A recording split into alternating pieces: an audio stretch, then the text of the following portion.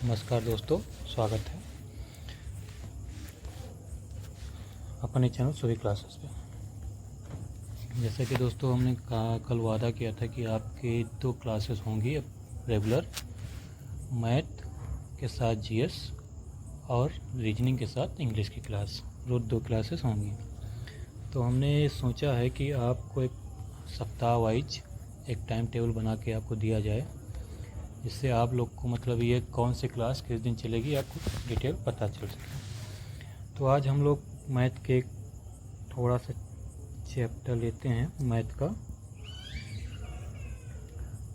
और हम लोग देखते हैं मैथ में, क्योंकि सिलेबस में सबसे पहला चैप्टर दिया है नंबर सिस्टम। नंबर सिस्टम, संख्या पद्धति।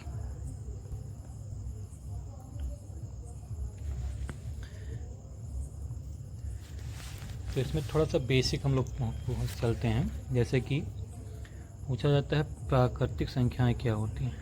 प्राकृतिक संख्याएं,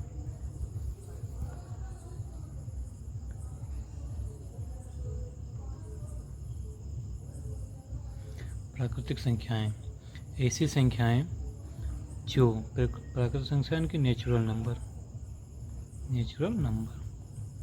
ऐसी संख्याएं जो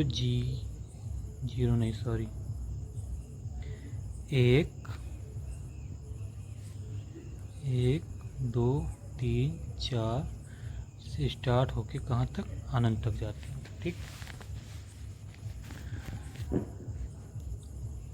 फिर होती है पूर्ण संख्याएं। पूर्ण संख्याएं किसे कहते हैं? इनको इंग्लिश में बोलते हैं होल नंबर। इसमें अंतर यही रहता है, जैसे नेचुरल नंबर 1 2 3 4 से स्टार्ट होकर अनंत तक जाती हैं, वैसे पूर्ण संख्याएं जो है 0 से स्टार्ट हुई, 0 1 2 3 4 5 से लेकर कहाँ तक, इन्फिनिट तक, अनंत तक।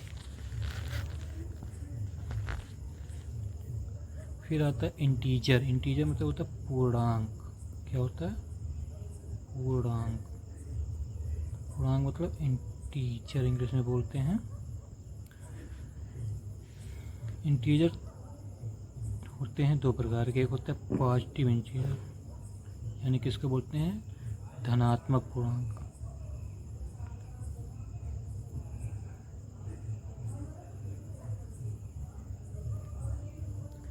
धनात्मक पूर्णांक +1 +2 +3 +4 से लेकर dot dot dot plus infinite तक।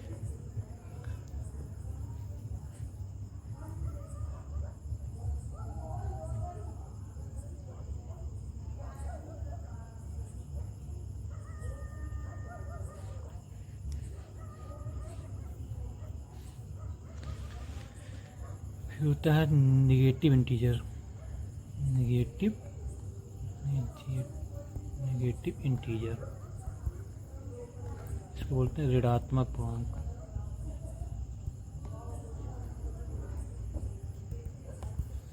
ये क्या, -1 -2 -3 -4 -5 से लेकर कहाँ तक, इनफिनिट तक। 0 को ना तो ऋणात्मक मानते हैं हम लोग, और ना ही धनात्मक।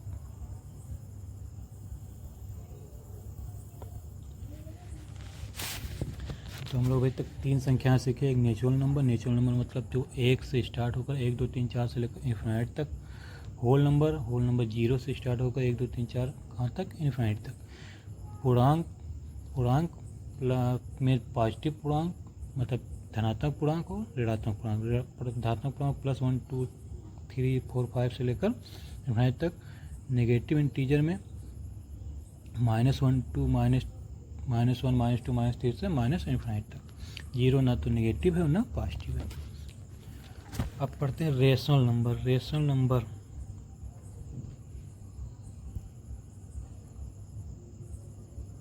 रेशनल नंबर मतलब होता है परिमेय संख्या।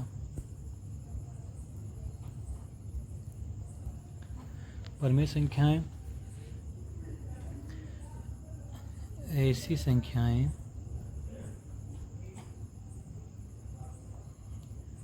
जो अंश बटे हर में लिखी जा सके।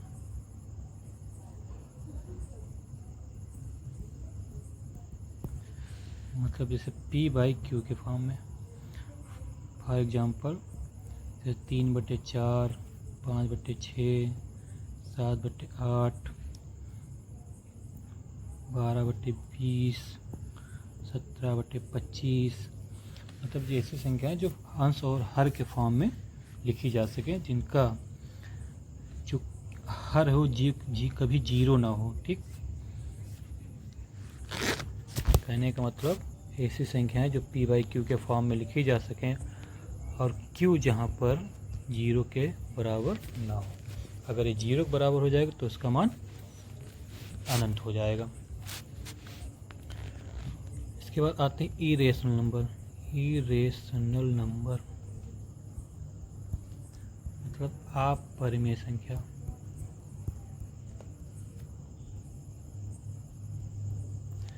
अपरिमेय संख्या जो अंश और हर के रूप में न लिखी जा सके।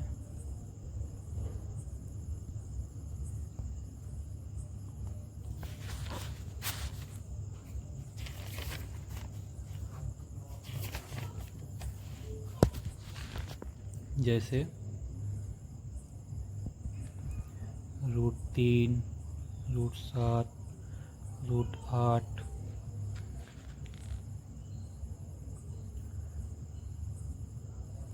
√12 आदि।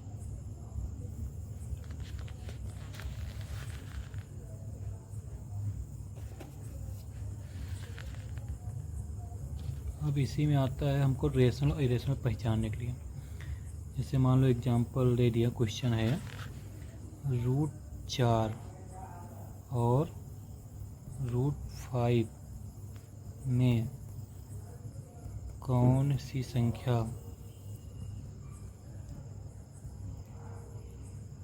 अपरिमेय है। हम लोग क्वेश्चन है, ठीक, √4 और √5 में कौन सी संख्या अपरिमेय है। अब हमको अपरिमेय बताना। अपरिमेय मतलब जो अंश और हर के रूप में ना लिखी जा सके। √4 भी है, √5 भी है। और √4 की जो वैल्यू है वो क्या होगा, 2 × 2। और जब रूट में दो चीज़ें मिलती हैं तो एक बाहर हो जाता है, फुल वैल्यू इसकी 2 आ जाएगी। और √5 में ये √5 छूटेगा नहीं, पॉइंट में आएगा, इसलिए ये जो है ये अपरिमेय रहेगी। और ये √4 जो है वो कौन सी संख्या है, परिमेय संख्या। इसका कारण क्या, देखो हम बता रहे हैं। जैसे मान लो √9 लिखा हुआ है। अब √9 का इसका 3 × 3 बन जा रहा है। और 3 जब इसको बाहर करेंगे एक जोड़ा बना के तो 3 बाहर आ गया। अब 3 को हम 3/1 के रूप में लिख सकते हैं, तभी इसकी वैल्यू 3 ही आएगी। यानी कि हम इसको P बाई Q के फॉर्म में लिख पाए। अगर कोई संख्या जिसको हम P बाई Q के रूप में लिख सकते हैं तो वो संख्या परिमेय संख्या कहलाती है।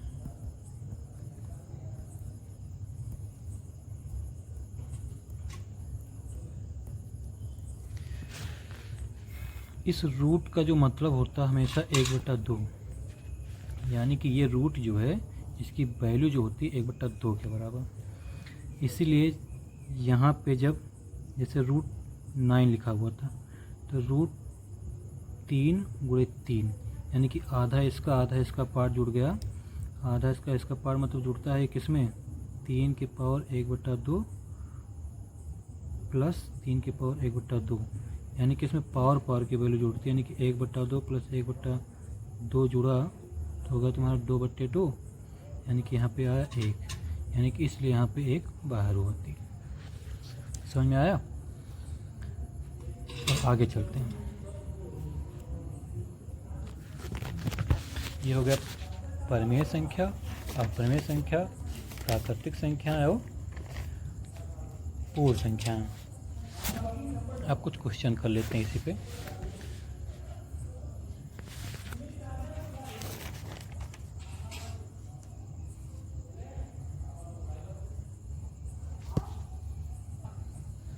जैसे क्वेश्चन है 0.6 बार को p/q यानी कि परिमेय संख्या बदलिए, परिमेय संख्या में बदलिए, ये क्वेश्चन है। ठीक, अब इसको लगाने का दो तरीका है। पहला तरीका x मानते हैं 0, ये जो 6 इसके ऊपर जो बार लग जाता है मतलब रिपीट हुआ है, कितनी बार भी रिपीट हो सकता है। ठीक, इसको दोनों तरफ 10 से गुणा करेंगे, दोनों तरफ 10 से गुणा करें तो 10x, जब यहाँ पे 10 से गुणा करेंगे तो 6.6666 करके हो जाएगा। ठीक, अब हम यहाँ पे 10x बराबर इसको 6 प्लस इसको कैसे लिख सकते हैं 0.6666 लिख सकते हैं। अब यहाँ पे 10x और यहाँ पे 6 प्लस 0.66 को यहाँ पे क्या माना था हम लोग x। ठीक, तो 10x बराबर 6 plus x, 10x minus x बराबर 6, 9x बराबर 6,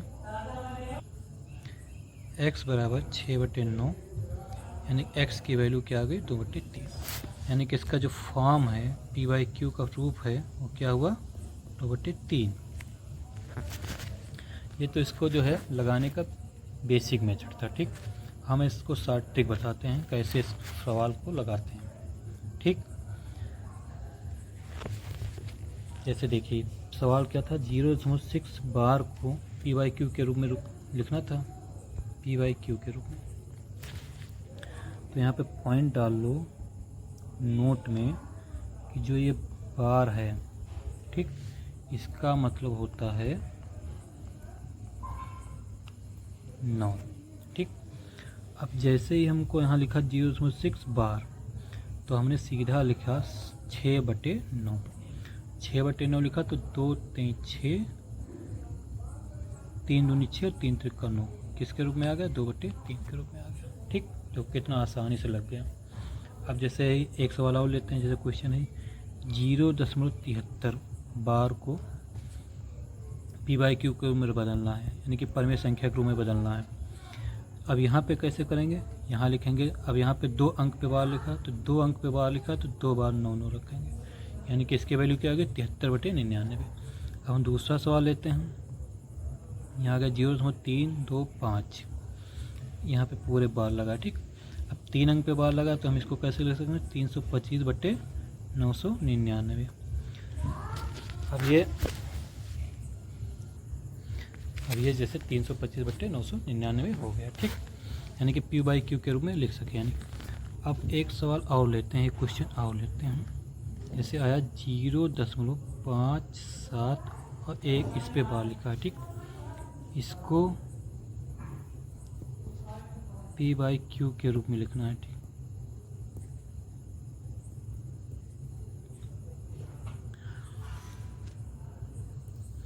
अब ऐसे सवाल कैसे लगेंगे 0.57 पे बार है, पूरे पे बार नहीं, 5 खाली है। ठीक, अब ऐसे सवाल को लगाने का तरीका क्या है, तो सबसे पहले हम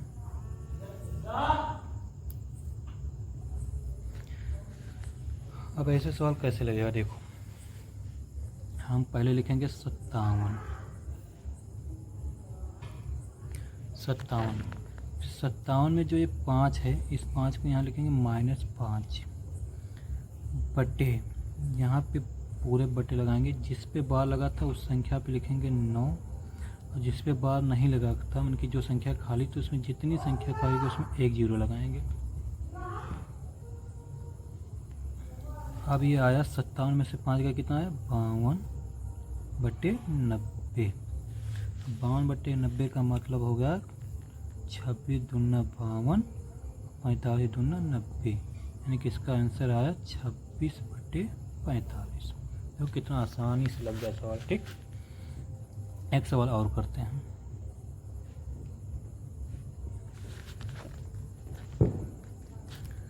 क्वेश्चन है 0.347 को रेशनल नंबर में बदलना है P/Q के रूप में।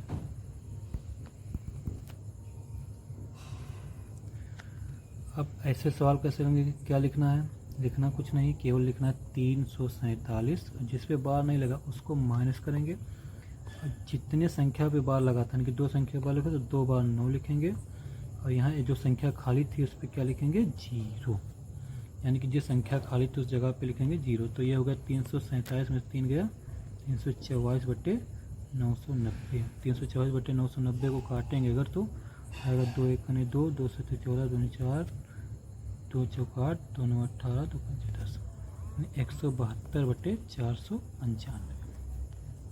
ठीक, कितना आसान सवाल है।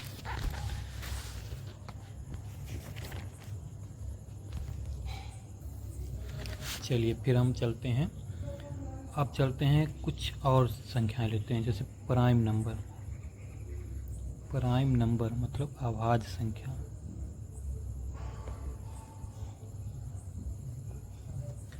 अभाज्य संख्या क्या है,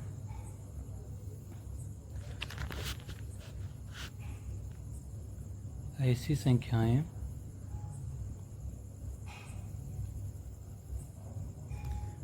जो एक या स्वयं से विभाजित हों।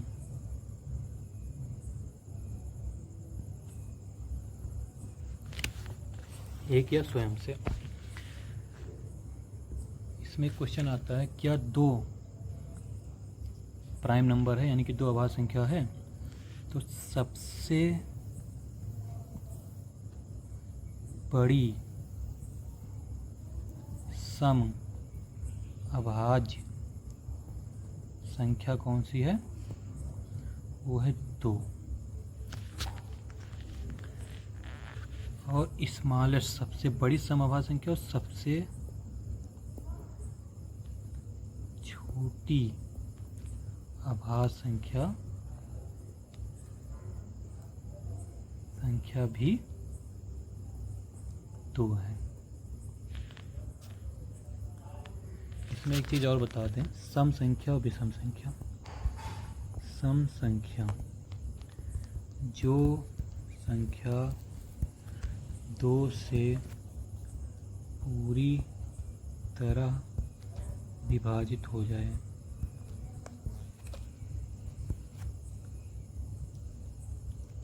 उसे सम संख्या कहते हैं।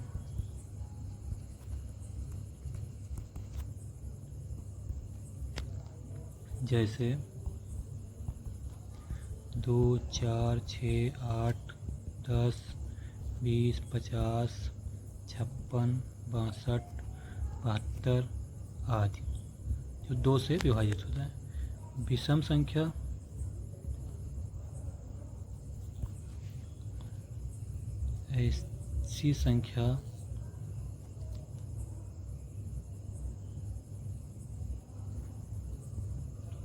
ऐसी संख्या जो 2 से विभाजित ना हो, जैसे 3 5 7 9 11 13 15 आदि। अब क्वेश्चन आता है कि क्वेश्चन है 1 से 100 तक संख्या में कितनी अभाज्य संख्याएं होती हैं।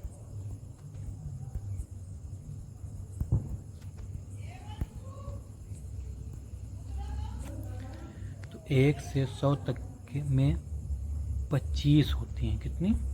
25। अगर क्वेश्चन आता है कि 1 से 50 के बीच में कितनी अभाज्य संख्याएं?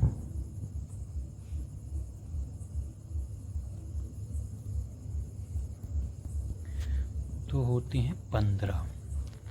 यानी कि 1 से 100 तक में 25 होती हैं और 1 से 50 तक में 15 अभाज्य संख्याएं होती हैं। क्वेश्चन ऐसे ही सेम क्वेश्चन पूछा जाता है कि 1 से 100 तक के बीच कितनी संख्याएं अभाज्य हैं और 1 से 50 के में। तो 1 से 100 तक में 25 और 1 से 50 तक में 15 संख्याएं अभाज्य होती हैं। अब हम चलते हैं नंबर सिस्टम में पहला चैप्टर। संख्याएं थोड़ा सा क्लियर हो गया। पहला चैप्टर चलते हैं दशमलव, डेसिमल, दशमलव।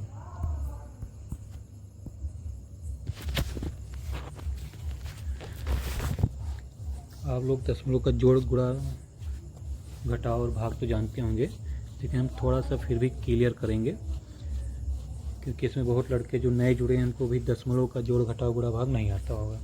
चलो हम क्वेश्चन करते हैं। पहले से क्वेश्चन ही से स्टार्ट करते हैं।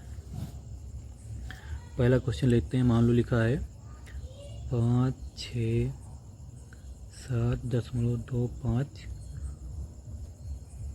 प्लस 756.345 प्लस 4675.467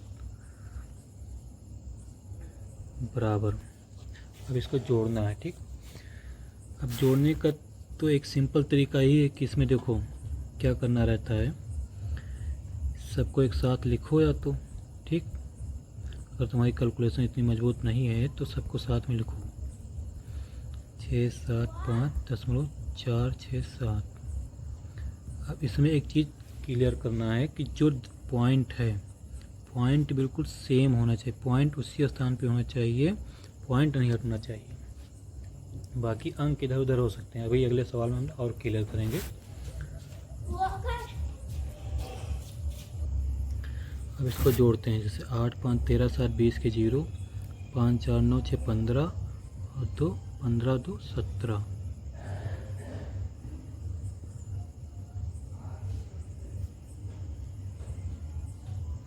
8 5 13 7 20 के 0, 5 4 9 6 15 2 17, 3 2 5 4 9 1 10 के 0, कैरी 1।